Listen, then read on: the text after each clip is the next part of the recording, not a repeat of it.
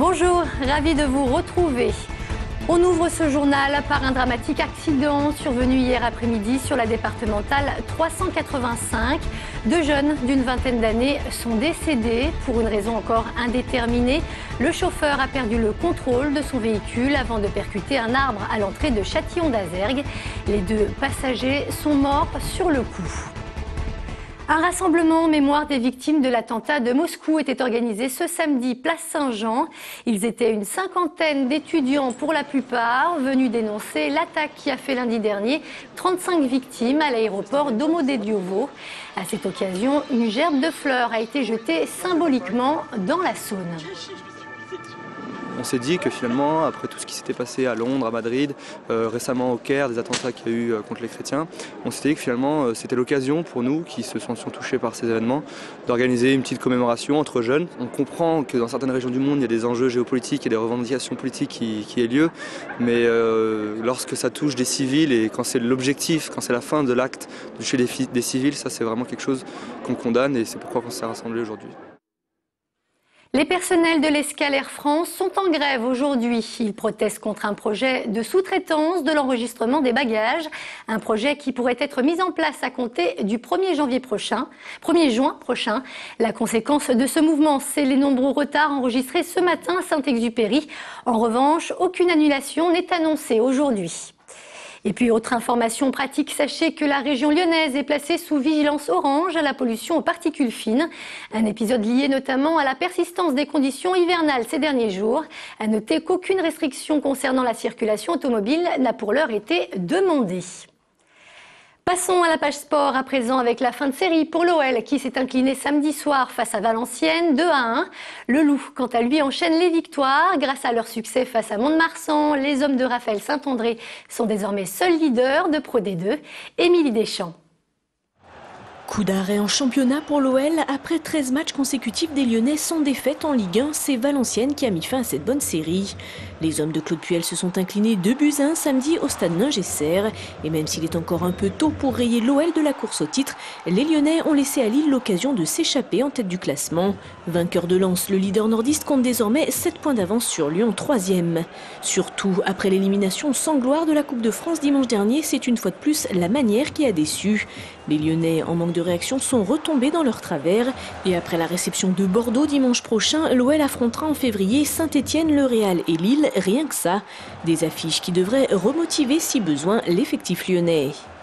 Le Loup recevra également Bordeaux dimanche prochain et c'est en leader de la Pro D2 avec 3 points d'avance sur Albi que les Lyonnais accueilleront leur adversaire.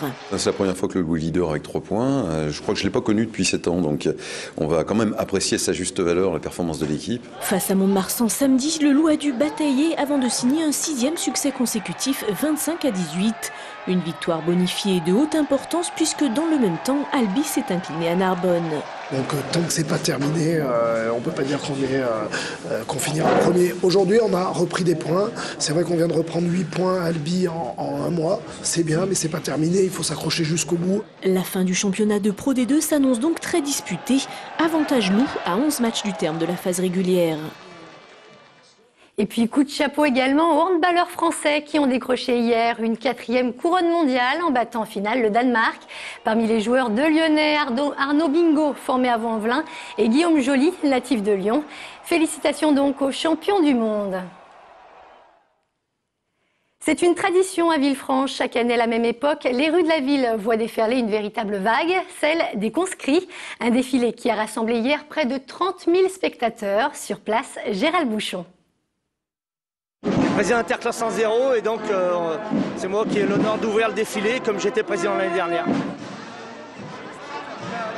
Et 2011, c'est l'année des 1. Les classes défilent tous les ans sur la rue nationale, une tradition qui remonte à la conscription au 19e siècle. Les premiers à défiler sont aussi les plus alertes, puisque ce sont les plus jeunes, les 20 ans qui ouvrent la vague et se voient remettre la clé de la ville. C'est le beau jour de nos 20 ans, on agit peu. Derrière, les 30, 40, 50 ans qui ont déjà participé plusieurs fois à la fameuse vague de Villefranche. De 20 ans aux 90 ans, je dirais aux 100 ans, il y a même une centenaire cette année. C'est une très belle fête d'amitié avec tous les copains. Ça fait 10 ans qu'on prépare notre fête, donc c'est génial, c'est super. On a gardé une bonne amitié pendant 10 ans, enfin nous ça fait nos 40 ans, donc ça fait 20 ans qu'on se connaît, et c'est génial, et c'est toujours resté pareil. C'est une fête qui rassemble vraiment les copains, c'est une fête du cœur. Et vive les construits! De 20 ans à 100 ans, le costume est le même, seule la couleur du ruban change.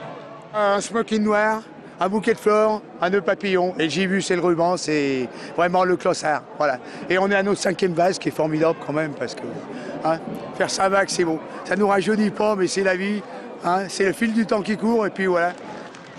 Cette année, il y avait une dizaine de rubans tricolores réservés aux plus de 90 ans. Et visiblement, la vague, ça conserve. Avant de se quitter, je vous rappelle que ce soir, vous pourrez retrouver à 20h Encore du foot, une émission présentée par Gaël Berger. Quant à moi, j'aurai le plaisir de vous retrouver à 17h pour le 3 minutes chrono. Excellent après-midi sur TLM.